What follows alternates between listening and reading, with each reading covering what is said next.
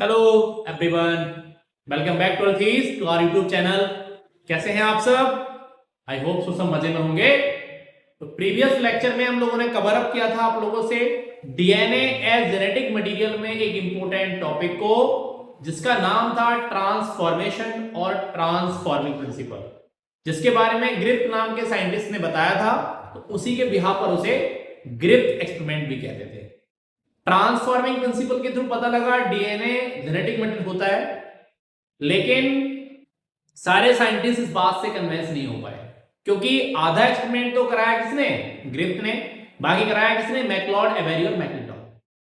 ठीक है, आप लोग जानते हैं, जिसे हम लोग biochemical characterization of transforming principle कहते हैं। तो इसी के लिए नेक्स्ट एक्सपेरिमेंट कराया, जिसे कहते हैं transduction.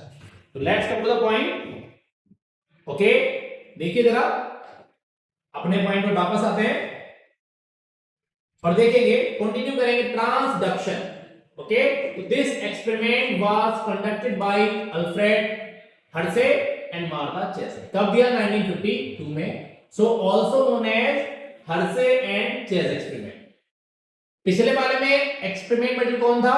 Streptococcus pneumoniae, diplococcus pneumoniae, या फिर कौन बताइए?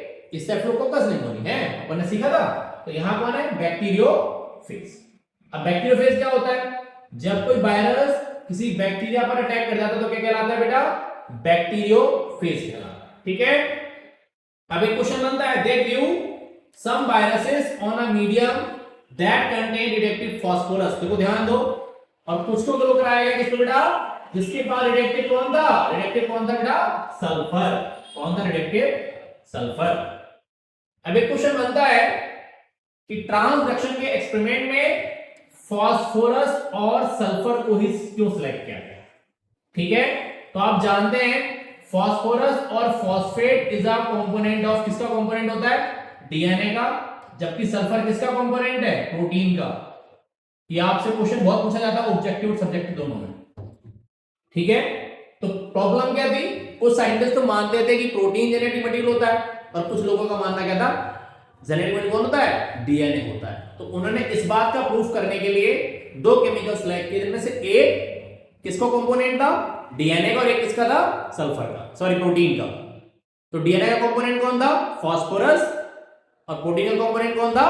सल्फर। देखिए, virus grown on radioactive phosphorus contains radioactive DNA. ध्यान देना है, जिसे फास्फोरस साथ ग्रो कराएगा उसके पास कौन है? Radioactive DNA, not proteins, because phosphorus is the component of DNA, not of proteins. Similarly, virus grown on a radioactive sulfur have radioactive protein, not DNA, because sulfur is a component of protein.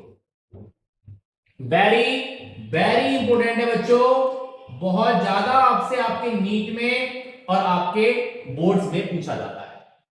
अगला आपसे step पूछता है, कितने step में ये experiment पूरा होता है? There are 3 steps.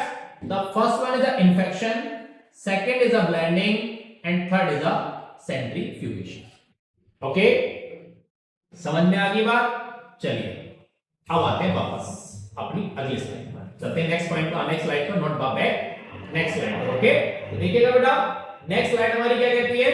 अब ध्यान देंगे आप लोग थोड़ा थोड़ा यहां पर, attention please. Okay, all the student has been attention please, very important slide comes here। अब आपके सामने जो है डायग्राम भी इंपोर्टेंट है और आपका पॉइंट भी। तो पहले पॉइंट से देखते हैं। they allow to attach the reactive bacteriophage to E. coli bacteria termed as infection। ठीक है, जैसे ही हमारी बॉडी से कोई पैथोजन अगर अटैच होगा तो क्या होगा बेटा? वो क्या करेगा? अपने जेनेटिक मटेरियल को हमारी बॉडी के अंदर क्या करेगा? इंसर्ट करा देगा हमारी बॉडी में। उसे क्या कहते हैं? इन्फेक्शन। आगे देखिए, the viral coats were removed from bacteria by agitating them, okay, in blender. ठीक है, नोन एज ब्लेंडिंग। ध्यान देंगे, अभी आपको दिखाता हूं ब्लेंडिंग क्या है। आपने देखा हो ना ब्लेंडर, आजकल घरों में आप शेक बनाते हैं। देखो मेरे पास अब एक शेकर भी है यहां पर, आप लोग देख सकते हैं। देखो, ठीक है, प्रोटीन शेकर है। क्या क्या है? अपन ने क्या कहते हैं? ब्लेंडिंग हो गई। मिक्सी में लगाया, ब्लेंडर को घुमा दिया, तो क्या चीजें मिक्स हो गई। ब्लेंडिंग का मतलब क्या है, मिक्स कर देना। ठीक है, समझ में आई बात, क्लियर हुआ point. The virus particles were separated from bacteria by the process of centrifugation.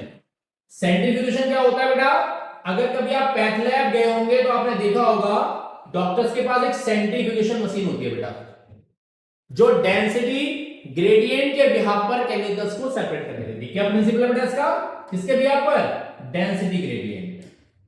Density gradient, जो चीजें हैवियर होती है बेटा वो इसके बॉटम पर बैठ जाती हैं, उसे पैलेट कहा जाता है। ठीक है, जो बॉटम पर बैठेंगे क्या कहते हैं, जो बॉटम पर बैठेंगे देखो उसे क्या कहते हैं, उसे कहते हैं पैलेट। क्या कहते हैं बेटा, पैलेट, PELLET। ओके, और जबकि जो लाइट वेट होंगे ऊपर फ्लोट करेंगे उसे कहते हैं क्या, सुपरनाटेंट। क्या कहते हैं बेटा, सुपरनाटेंट। क्या कहते हैं, सुपरनाटेंट। ठीक है, ध्यान दीजिएगा।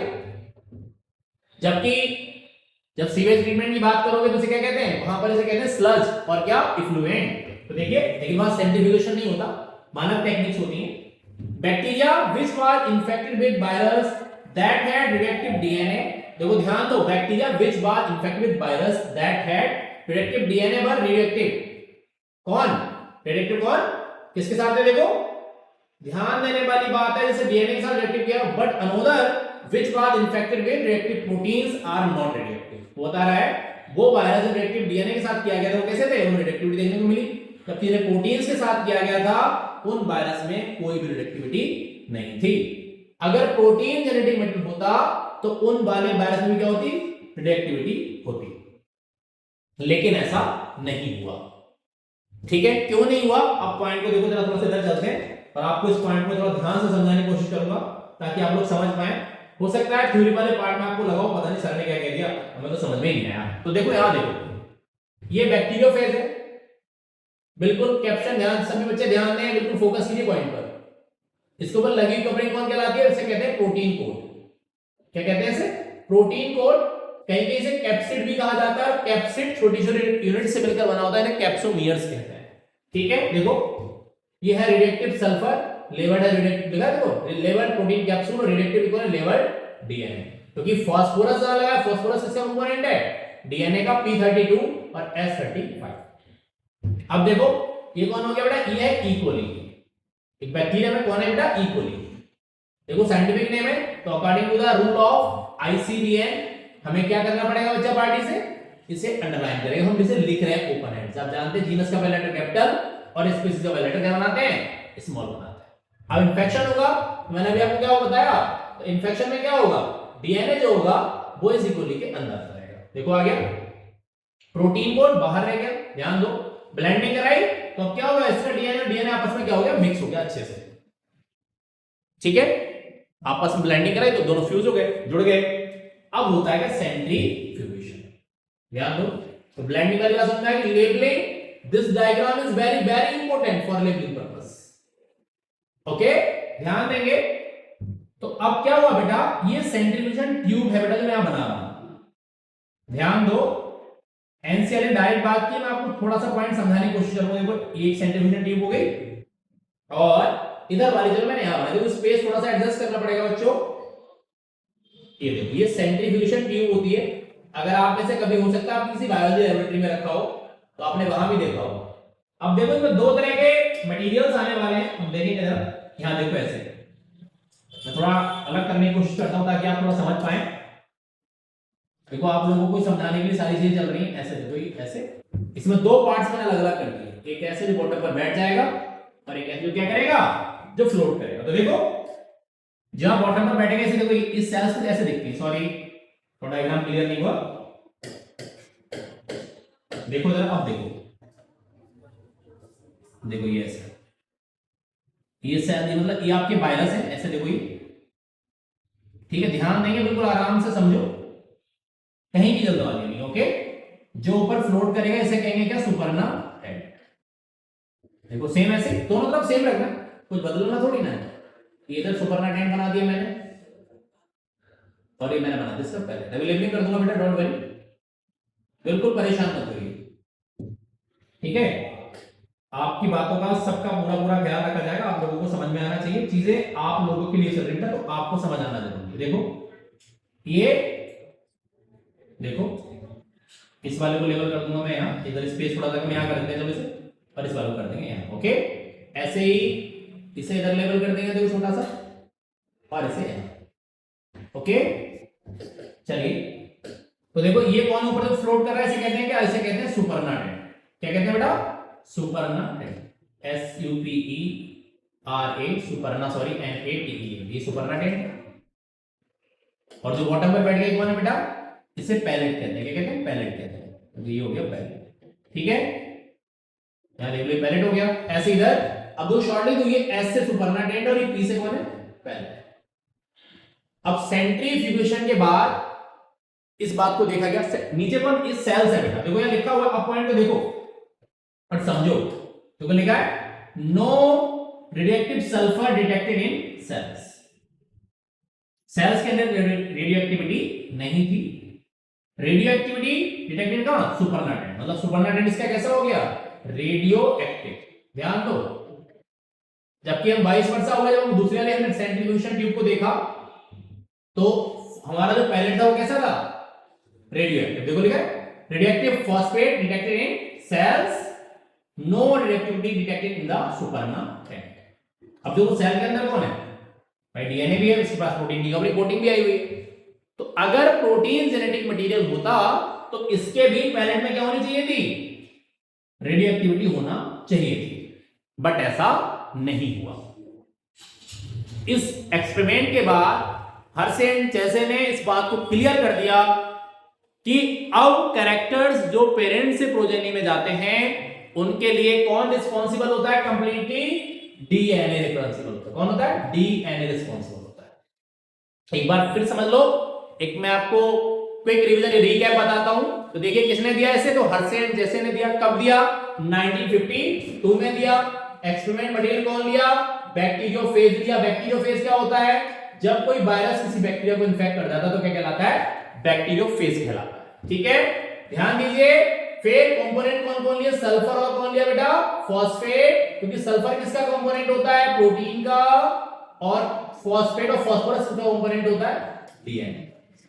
कितने स्टेप में एक्सपेरिमेंट पूरा कराया, 3, इन्फेक्शन, ब्लेंडिंग और सेंट्रीफ्यूगेशन। ओके, तो जैसे ही इकोली के अंदर इन्फेक्शन, आपको पता है जब ये इस बॉडी से अटैच होगा तो अपने जेनेटिक मटेरियल को सेल के अंदर इनकॉर्पोरेट कर देगा, जैसे कहते हैं क्या, इन्फेक्शन। फिर कराया गया ब्लेंडिंग, दोनों को मिक्स कराया गया, और फिर कराया गया सेंट्रीफ्यूगेशन। तो सेंट्रीफ्यूगेशन के बाद दो तरह के मटेरियल्स मिले, एक लाइट वेट के ऊपर फ्लोट करता था जिसे सुपरनाटेंट कहा गया, जो बॉटम पर बैठ गया जो हैवी वेट था या जिसके पास डेंसिटी ग्रेडियंट ज्यादा था वो बॉटम पर बैठ गया, उसे कहा गया पैलेट। ओके, तो जिसे रेडियोएक्टिव सल्फर के साथ आपको रेडियोएक्टिव कराया गया था उसके सुपरनाटेंट में रेडियोएक्टिविटी देखने को मिली, सेल्स में कोई भी रेडियोएक्टिविटी नहीं मिली। अगर प्रोटीन जेनेटिक मटेरियल होता तो सेल्स कैसे होने चाहिए थे बच्चों, रेडियो एक्टिव। ओके, जबकि सिर्फ फॉस्फेट के साथ लेवल किया गया, उसके सेल्स और पैलेट में क्या देखने को मिली, रेडियो एक्टिविटी, नॉट ए सुपरनाटेंट। तो इस एक्सपेरिमेंट के बाद 100% ये बात कंफर्म हो गई, characters has been transmitted from parents to their progenies not through protein, while carried out through कौन, डीएनए। ओके, अर्थ पर एग्जिस्ट करने वाले ऑर्गेनिज्म का, मोस्ट ऑफ द ऑर्गेनिज्म का, फ्यू वायरसेस को छोड़कर जेनेटिक मटेरियल कौन होता है, डीएनए होता है। इसी के थ्रू आप अपने मां पापा के जैसे दिखते हैं। आई होप सो आपने दोनों टॉपिक्स को बहुत अच्छे से समझा होगा। जिन बच्चों ने भी अभी तक प्रीवियस लेक्चर को नहीं देखा है, ट्रांसफॉर्मेशन और ट्रांसफॉर्मिंग प्रिंसिपल को तो उसे देख लें, क्योंकि इस कॉन्सेप्ट को समझना है तो उसे भी आपको आना चाहिए। दोनों ही क्वेश्चंस बड़े इंपॉर्टेंट हैं, आपके सब्जेक्टिव और ऑब्जेक्टिव दोनों में पूछे जाते हैं। और आप अच्छे से लगे रहिए और अपना ध्यान रखिए। हम लोगों का पूरा फोकस है कि आप लोगों को जल्दी से जल्दी जेनेटिक्स कवर अप करा के दें। Have a wonderful day to all, wish you a very very good evening. मिलते हैं नेक्स्ट किसी लेक्चर में, नेक्स्ट किसी टॉपिक के साथ। तब तक के लिए टाटा बाय बाय, और हमारे चैनल को लाइक कीजिए, सब्सक्राइब कीजिए, शेयर कीजिए और अच्छे अच्छे कमेंट्स कीजिए। आप लोगों की ब्लेसिंग्स जब कमेंट सेक्शन में दिखती हैं बेटा, वो हमें और भी काम करने के लिए एनर्जी देती हैं, एटीपीज देते हैं। आप ही लोगों के सपोर्ट से हम लोग यहाँ तक पहुंचे हैं, और आगे भी अगर जहां भी जाएंगे, जहां भी पहुंचेंगे, तो उसमें आप सभी लोगों का बहुत बहुत सपोर्ट रहेगा। Thank you everyone.